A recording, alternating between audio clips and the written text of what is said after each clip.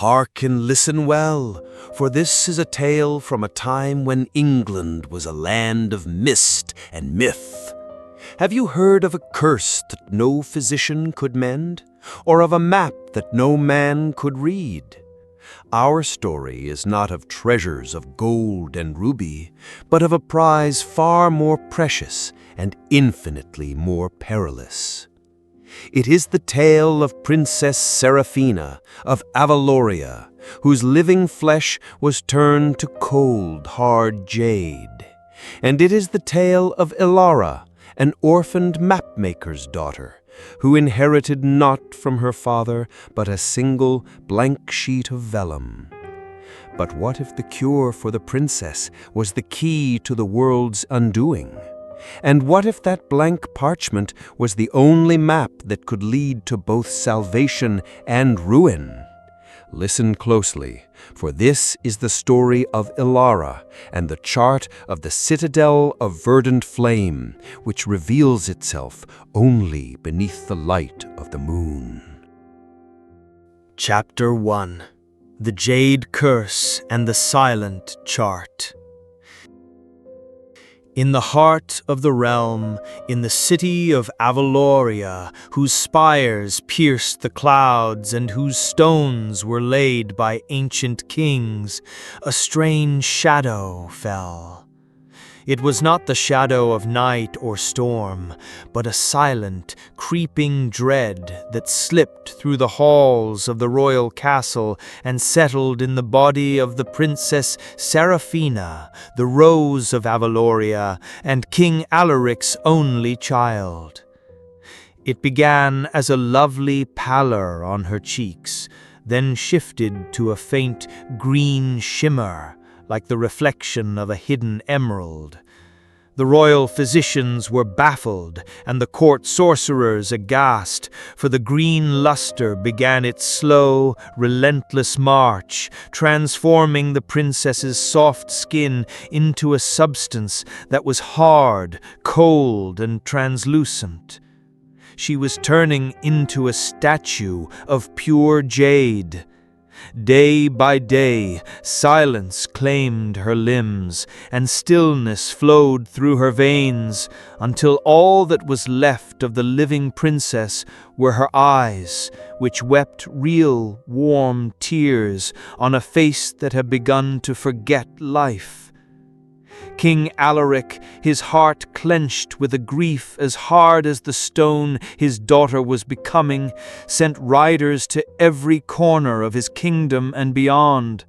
To any soul who could find the cure for his daughter's affliction, he promised riches enough to make a king, and honor enough to make a prince. Knights took to the road, merchants set sail, and wizards scoured their grimoires. But the jade curse remained a mystery locked away from all mortal knowledge.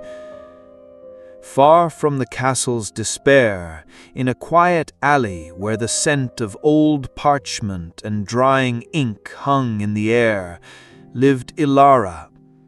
She was the daughter of Alastair, the greatest cartographer the kingdom had ever known. But he had passed from the world, leaving her only a workshop filled with maps of every known league of land, and a memory filled with tales of places that existed only in folklore. One evening, while clearing the dust of her sorrow from the workshop, she recalled her father's fireside whispers of the phoenix's heart, a mythical gem said to hold the warmth of life itself, capable of curing any malady. She had always thought it a mere bedtime story. At that moment, her hand brushed against a hidden drawer in her father's heavy oaken table.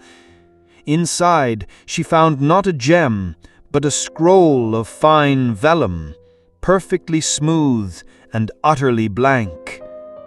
Disappointed, she set it aside. That night, a silver beam from the full moon pierced the workshop's window, falling directly upon the empty scroll. And then a thing of impossibility occurred. Threads of liquid silver began to appear on the vellum, weaving themselves into coastlines, mountains, and forgotten paths. Routes appeared that Elara had never seen on any of her father's charts, all converging on a single point in the heart of the dreaded Whispering Fens. And at that point, in elegant, glowing script, was written a name: the Citadel of Verdant Flame. Chapter 2: A Decision by Moonlight. Elara stood frozen, her eyes wide with wonder. The chart was not silent. It had merely been waiting for its own language to speak, the language of moonlight. She knew then that this was no mere map. It was her father's final testament, his greatest secret, and his tales of the Phoenix's heart were no fantasy. A war of fear and duty raged within her.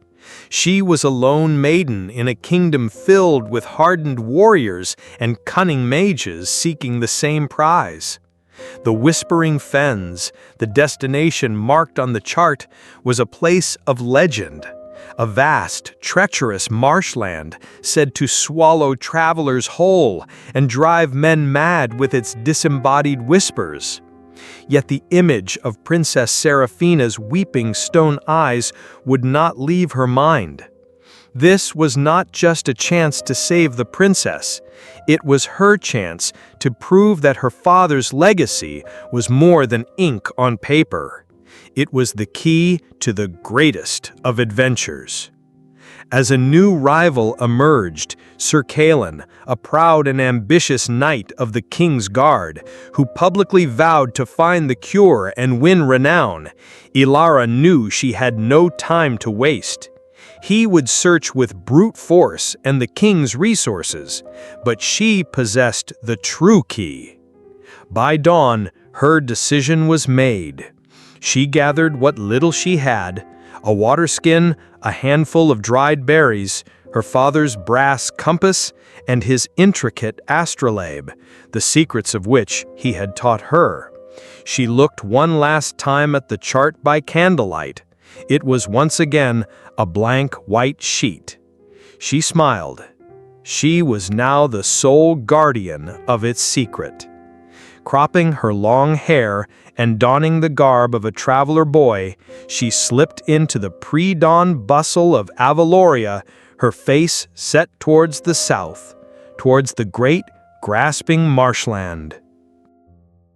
Chapter 3: The Whispering Fens.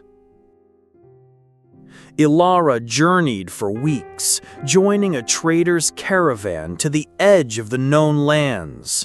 At the last safe outpost, a grim, moss-covered village on the border of the fens, she parted ways with them, venturing into the fog-shrouded expanse where none dared to follow. Here, the world changed. The fens were not mere swamp and mist. They were a living, malevolent entity. The fog itself carried whispers, phantom voices that swirled around her. Sometimes they sounded like her father calling her back to safety. Other times they took the voice of the princess, begging her to make haste.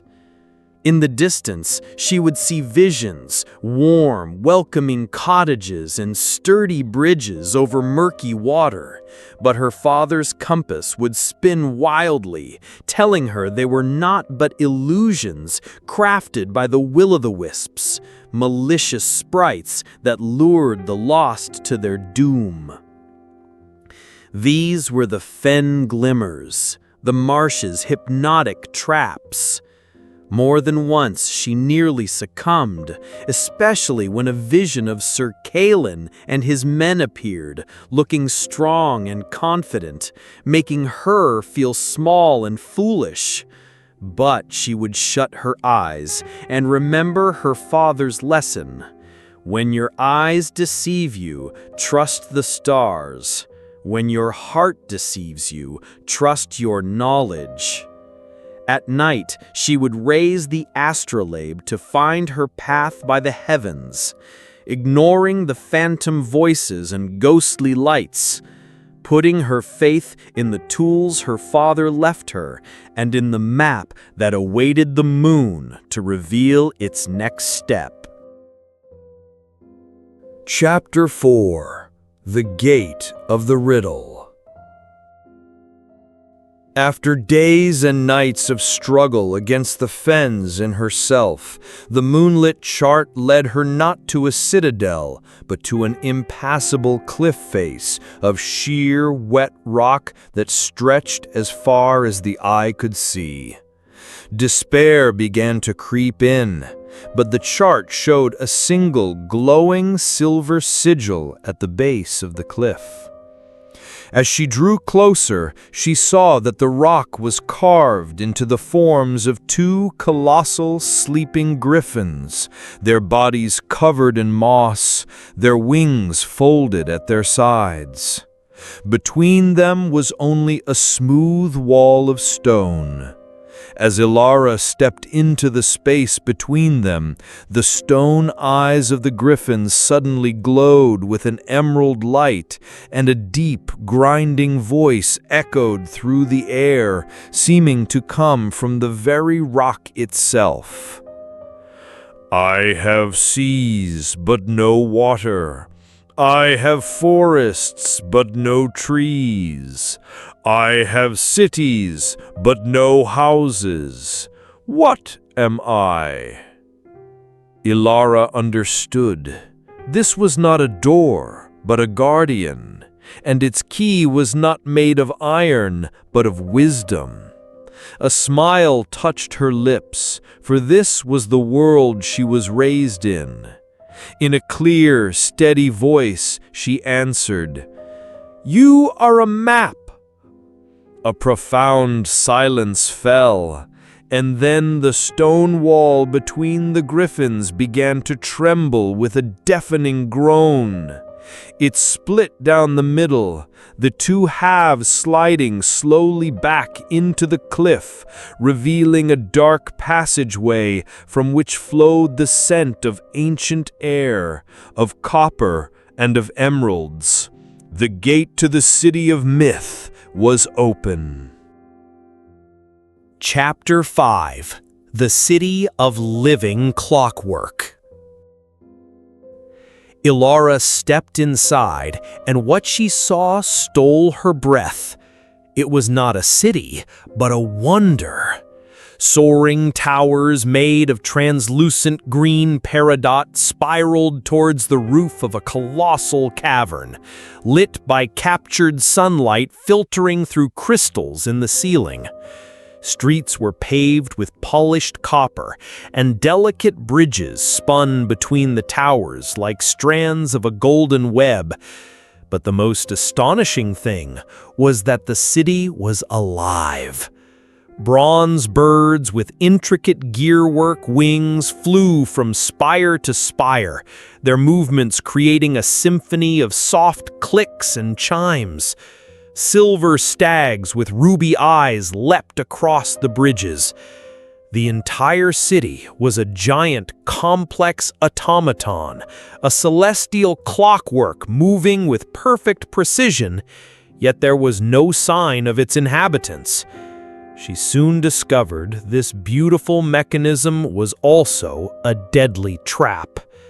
The moment she stepped on a bridge, it began to rotate. The moment she entered a square, walls shifted to form a new labyrinth. From hidden alcoves, clockwork soldiers of bronze and iron emerged, their crystal eyes glowing, their swords drawn, advancing with measured, relentless steps. Flight was not the answer. Taking out her father's astrolabe, she saw that the city's movements were not random. They mirrored the celestial patterns engraved on the cavern ceiling. She realized the city itself was a moving astronomical chart. Using the astrolabe, she began to predict the city's next move, when a wall would shift, when a soldier would pause. She was no longer fighting the city, she was dancing with it, using its own complex logic to find a safe path toward the towering central spire. Chapter 6: The Heart of Peridot and the Ageless Prisoner. Elara finally reached the central tower. Inside was a vast circular chamber, and floating in its center, upon a pedestal of black crystal, was a gem that glowed with a warm, vital light. It was the size of a human heart, and it pulsed as if it were breathing. It was the Phoenix's heart. She stepped towards it, her own heart pounding. This was the cure, the salvation of the princess. She reached out her hand to touch it, and at that instant a voice echoed not in the hall, but inside her mind. A voice ancient, deep, and so powerful it shook her very soul. At last, after aeons of silence, one has come who can hear the call. There was no one in the chamber. The voice came from the gem itself. "Who are you?" Elara asked, her voice trembling. "I am the prisoner for whom this city was built as a cage. I am the entity they called the Ageless Sorrow. And this gem you see is no treasure. It is my heart, and it is my prison." The blood ran cold in Elara's veins. The voice revealed a terrible truth. It was an ancient being of shadow and energy, so powerful it had nearly devoured the light of the stars. The first men and the elder folk had forged an alliance to imprison it, creating the gem as an eternal lock and building the clockwork city as its tireless guardian. The curse upon Princess Seraphina was no accident. It was a summons. A tiny fissure had formed in the gem's crystal pedestal over millennia, allowing the prisoner to send a sliver of its power into the world, creating a curse with no cure but the removal of the lock itself. The princess was the bait, and Elara was the hand destined to unleash the greatest evil the world had ever known. Chapter 7: The Mapmaker's Choice. "Take the heart, brave girl," the voice whispered, its tone now a seductive poison.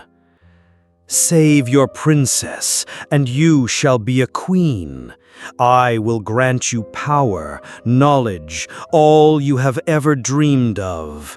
Merely free me from this cold, silent cage." Elara stood before the most difficult choice of her life. Before her lay the salvation of the princess and her own glory, but the price was the damnation of the world she knew. The ageless sorrow looked into her soul and saw her desire to be more than Alistair's daughter, to carve her own name into history. She looked at the glowing phoenix's heart, then down at her father's chart, now blank and silent in her hand, and she understood everything. This was not a map to a treasure, it was a map to a responsibility. Her father was not guiding her to riches, he was testing her character. He trusted that his daughter, when faced with this ultimate choice, would make the right one. Ignoring the entity's tempting visions, of her father returned, of Sir Caelan kneeling before her, of the king granting her his kingdom, she focused on her father's lessons of geology and engineering. She saw the microscopic fissure from the crystal base from which the curse had leaked. she did not reach for the gem. Instead, she ran back to the city's entrance and with all her strength broke a sharp shard of obsidian from the claw of the griffin guardian. Returning to the chamber, she ignored the prisoner's furious screams in her head. With the care and precision of a cartographer, she used the shard as a wedge.